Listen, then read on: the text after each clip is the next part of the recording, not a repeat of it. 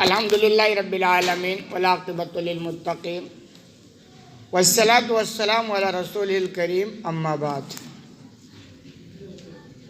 آج کے اس درس میں 5ویں پارے کا خلاصہ انشاءاللہ آپ لوگوں کے سامنے رکھنے کی کوشش کی جا رہی ہے۔ اس پارے میں 8 باتیں ہیں، مختصر طور پر سماعت فرمائیں۔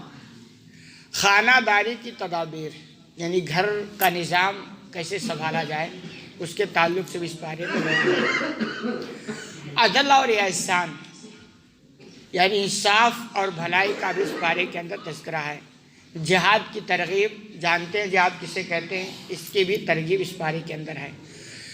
منافقین کی مذمت، منافقین جانتے ہیں مدینہ کے اندر ایک طبقہ پیدا ہو گیا تھا، تو اس کی مذمت بھی اس پارے کے اندر بیان ہوئی ہے۔ قتل کی سزائیں، کوئی اگر کسی کو قتل کر دے ناحق تو اس کی سزا کیا، اس کا بھی اس میں بیان ہے۔ ہجرت اور صلاۃ الخوف، ہجرت اللہ اس کے رسول کے لیے گھر بار چھوڑ دینا، صلاۃ الخوف، خوف ڈر کی ایک نماز ہوتی ہے، اس کا بھی اس میں تذکرہ ہے۔ ایک قصہ یعنی ایک واقعے کا بھی اس پارے کے اندر تذکرہ ہے۔ سیدھے راستے پر چلنے کی ترغیب بھی اس پارے کے اندر دی گئی ہے۔ خانہ داری کی تدابیر کے تعلق سے ہے۔ پہلی ہدایت یہ دی گئی کہ مرد سربراہ ہے عورت کا، پھر نافرمان بیوی سے متعلق مرد کو 3 تدبیریں بتائی گئی۔ کہنا یہ چاہتے کہ دیکھو، گھر کا جو مالک ہوتا ہے نا، جو حاکم ہوتا ہے، جو مکھیا ہوتا ہے، وہ مرد ہوتا ہے، یہ اسلام سکھاتا ہے۔ اور تجربات بھی بتلاتے ہیں، جس گھر میں آدمی کی نہیں چلتی، عورتوں کی چلتی نا، وہ گھر برباد ہو جاتا ہے۔ میں تجربات کی روشنی میں بتلاتا ہوں، کسی ایک کی بات نہیں، جنرل بات۔ جن گھروں میں رشتے عام طور پر نہیں ہو پاتے نا، آپ معلوم کر کے دیکھیں اس کی وجہ کیا ہے، اس میں انٹرفیئر عورتیں کرتی ہیں، اس لیے جلدی وہ رشتے طے نہیں ہو پاتے۔ اور ایسے ہی ہر میٹر میں جب عورتیں فیصلہ کرنے لگ جائیں اور مرد حضرات شانتی کا ٹیبلٹ کھا کے بیٹھے ہوں، سن رہے ہوں، تو گھر چل نہیں سکتا طریقے سے، تمیز سے، پھر ایسے چلے گا جیسے چل رہے ہیں۔ اچھا، جب ایک آ جاتا ہے کہ بھائی اللہ نے حاکم مردوں کو بنایا ہے، عورتیں ان کے ماتحت رہے، تو دنیا والے بھی شروع کرتے ہیں، اور ماڈرن دور کی مزاج رکھنے والی عورتیں بھی شروع کرتی ہیں۔ یہ کون سی بات ہوئی، ہم بھی تو حاکم بن سکتی ہیں؟ خوب اچھی طرح سمجھ لیں، اسلام جو ہے نا وہ فطرت کے حساب سے بات کرتا ہے۔ اللہ نے حکومت کرنے کی جو صلاحیت رکھی ہے نا، وہ مردوں کے اندر رکھی ہے، عورتوں کے اندر یہ صلاحیت نہیں رکھی ہے۔ اور ہمیشہ اسلام فطرت کی بات کرتا، بلکہ اسلام نے تو عورتوں کا خیال کیا۔ آپ دیکھیں بھائی، اسلام کہتا ہے گھر کے خرچ کی ذمہ داری مردوں کی ہے، بازار سے سبزی لانے کی ذمہ داری مردوں کی ہے، راشن لانے کی ذمہ داری مردوں کی ہے، بچے بیمار ہو جائیں ان کو دکھانے کی ذمہ داری کس کی ہے؟ مردوں کی ہے، گھر نہیں چلتا ہے، خرچہ کم پڑتا ہے، اس کو سنبھالنے کی ذمہ داری مردوں کی۔ یہ سب ٹینشن کو عورتوں سے فری کر دیا نا۔ لیکن اب جو عورتیں اس بوجھ کو اپنے سر پہ لے لیتی ہیں، تو مرد تو فری ہو گیا، سارا بوجھ کس کے؟ بہت اب جیسے بہت عورتیں ہوشیار بنتی ہیں کہ میرا آدمی بہت اچھا ہے، مہینے میں جو کماتا ہے لا کر کے میرے ہاتھ میں رکھ دیتا، میں سنبھالتی ہوں۔ یہ بیوقوفی ہے بھائی، وہ 5-7 ہزار باڑے میں کما کے لایا، محترمہ کے ہاتھ میں سنبھلا دیا، اب سارا ٹینشن کس کو ہو گیا؟ محترمہ کو ہو گیا، اور محترم تو فری ہو گئے۔ تو اسلام نے اس ٹینشن سے عورتوں کو محفوظ رکھا ہے، کہا یہ سارا ٹینشن مردوں کا ہونا چاہیے، عورتوں کا ٹینشن گھر تک، بنانا کیا ہے، کھلانا کیا ہے، گھر کی صفائی کیسے ہے، بچوں کا خیال کیا ہے، یہ سب ٹینشن صرف عورتوں کو دیا تھا۔ تو اسلام بالکل یعنی فطرت کے حساب سے بات کرتا ہے۔ یہ تو وہ تجربات جو دیکھنے ملتے ہیں، ورنہ گھر برباد ہوتا ہے وہ گھر جن میں عورتوں کی چلتی ہے اور مرد محکوم بن جاتے ہیں۔ پھر اسی بارے میں کہا گیا کہ اگر عورت نافرمان ہو جائے، یعنی شوہر کی بات نہ مانے، تو 3 ہدایت دی گئی۔ پہلی ہدایت ہے کہ واعظ و نصیحت کرے، یعنی پیار و محبت سے اسے سمجھائے کہ بھائی دیکھو، آدمی کا یہ مقام اسلام میں ہے، ایسے جو بھی طریقہ ہو سکتا ہے۔ اس کے بعد دوسری جو ہدایت دی گئی ہوئی کہ اس کے بعد بھی اگر وہ نہیں سمجھتی ہے تو بستر الگ کر دے، یعنی تم جدا ہم جدا، یہ دوسرا طریقہ ہے۔ تیسرا، اگر اس کے بعد بھی وہ نہ سمجھے تو انتہائی اقدام، یعنی بہت سخت جو قدم اٹھانے کا ہے، آخری مرحلہ وہ یہ ہے کہ حد میں رہتے ہوئے اس کی پٹائی بھی کر سکتا ہے، یعنی تمیز سے جو اس کے لیے نقصان دینا ہو یہ بھی قدم اٹھا سکتا آخری میں. لیکن یہ دھیان رکھے آپ سن کر کے اس پر عمل نہ کرنا ورنہ الٹا بھی ہو سکتا ہے، کیونکہ آج جو انڈیا میں چلتا ہے نا وہ تھوڑا مسئلہ ٹیڑھا ہے. اور اگر اس کے بعد بھی نہ سنیں، کیونکہ بہت ساری عورتیں بہت نٹی قسم کی ہو جاتی ہیں، کچھ نہیں سمجھتی ہیں، تو اسلام نے آخری آپشن جانتے کیا رکھا ہے کہ بھائی نہیں بن رہی ہے تم اپنا دیکھ لو اور ہم اپنا دیکھ لیں. یہ اسلام کے پاس ہے، باقی کسی مذہب کے پاس یہ فیسلٹی نہیں ہے. ایک بار اگر تم مل گئے میاں بیوی یعنی جوائن ہو گئے تو پھر رگڑ رگڑ کی زندگی گزارنی ہے، تم جدا نہیں ہو سکتے. کسی بھی دھرم میں نہیں ہے، یہ صرف اسلام میں کہ بھائی تمیز سے بن رہی ہے تو گزار لو زندگی، اور نہیں بنتی ہے تو تم اپنا راستہ دیکھ لو. ہم اپنا کتنا اچھا مطلب سسٹم اسلام میں، باقی کسی کے پاس نہیں ہے. تو اس بارے کے اندر یہ بہت اہم باتیں بتلائی گئی.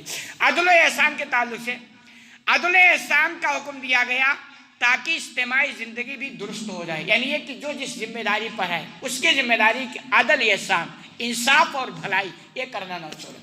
حقیقت یہ جس سماج میں، جس ملک میں، جس عدالت میں عدل ختم ہو گیا، آپ دیکھ لیں وہاں لوٹ، گھسور، رشوت خوری، جھوٹ اور جھوٹی یہ سب بھرمار ہو جائے. آپ انڈیا میں دیکھ لیں کسی بھی عدالت سے آپ عموماً انصاف کی امید نہ رکھیں. نتیجہ کیا ہے؟ رشوت خوری ہے، جھوٹ ہے، فریب ہے، الزام، یہ سب چلتا ہوا جائے. یہی اسلام کہتا ہے اگر اجتماعی طور پر سدھار چاہتے ہو تو پہلی فرصت میں کیا کرو؟ انصاف. جس بھی مرحلے میں تم ہو انصاف کا جنازہ مت پڑھاؤ. یہ اسلام نے بڑی اچھی تعلیم دی ہے. اس بارے کے اندر جہاد کی بھی ترغیب دی گئی ہے کہ جہاد کی ترغیب موت سے نہ ڈرو. گھر بیٹھے کہنا چاہتے دیکھو ایسا نہیں کہ اگر تم کو ضرورت پڑے جہاد کے لیے تو یہ نہ سوچو کہ یار جائیں گے مر جائیں گے. موت اپنے ٹائم پر آئے گی. گھر بیٹھے رہو گے تب بھی وہ آ جائے گی، اور وہاں جاؤ گے اور اگر ٹائم نہیں ہوا نا تو کوئی نہیں مار سکتا. یہ تلقین دی. یعنی موت سے، اب اس سے پہلے میں نے بتایا مومن موت سے ڈرتا نہیں ہے. موت سے وہ ڈرتا ہے جسے آخرت کا یقین نہیں ہوتا اور آخرت کی تیاری نہیں ہوتی. مومن جو ہوتا ہے وہ یہ سمجھتا مر جائیں گے اپنے گھر جائیں گے. قتل کی سزائیں بھی ہیں. قتل کی سزائیں بیان کرتے ہوئے بڑا سخت لہجہ استعمال ہوا کہ مسلمان کو جان بوجھ کر قتل کرنے والا ہمیشہ جہنم میں جلے گا.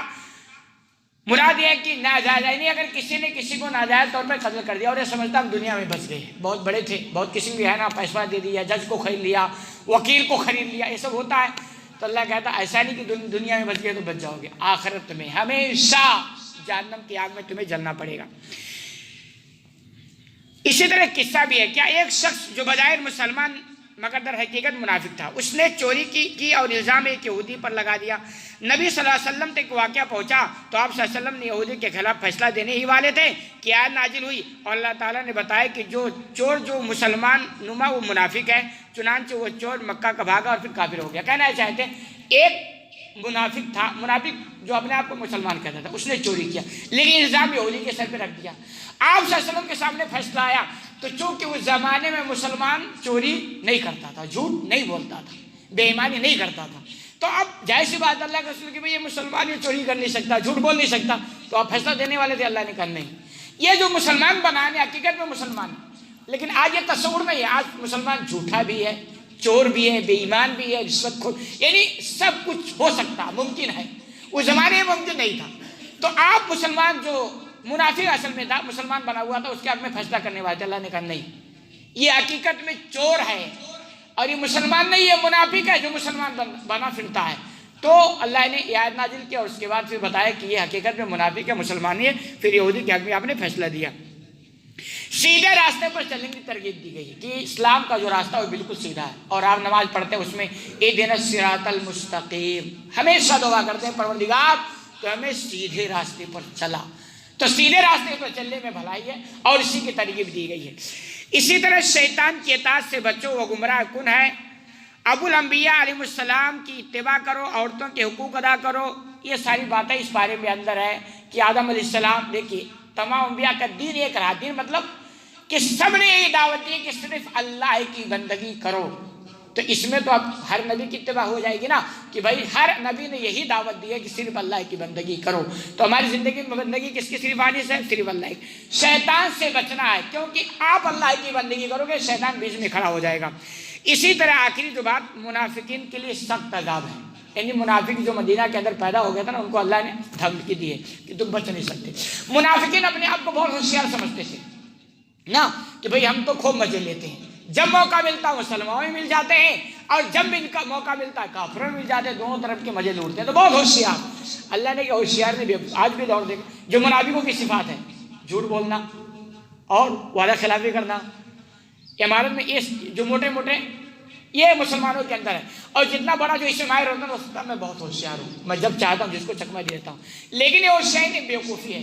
ایک تو دنیا کے اندر بھی اپنا راستہ تم جام کرتے ہو، بند کرتے ہو، اور آخرت میں جو مار پڑے گی نا کوئی یاد آنے والا نہیں ہے. تو یہ مختصر سی باتیں تھی اس بارے کے تعلق سے ہم نے آپ کے سامنے رکھنے کی کوشش. اللہ رب العالمین سے دعا ہے کہ الہ العالمین تمہیں کہنے سنے یاد عمل کرنے کی توفیق عطا فرما. آمین.